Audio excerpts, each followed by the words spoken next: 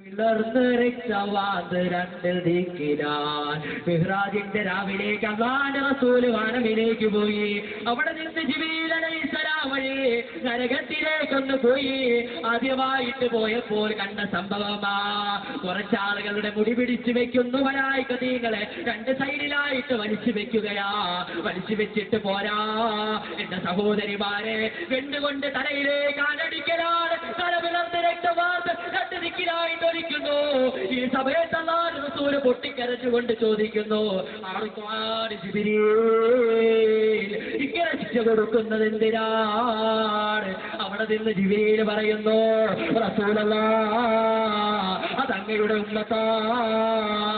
അങ്ങയുടെ ഉമ്മത്ത് ജീവിതത്തിൽ തലമറയ്ക്കാതെ നടന്നവരാണ്. വീട്ടിൽ നിന്ന് വരുമ്പോൾ എന്നെ ആരും കാണില്ലല്ലോ എന്ന് പറഞ്ഞ് നടന്നു വരും. ഉസ്താദിനെ കാണുമ്പോൾ ഉസ്താദ്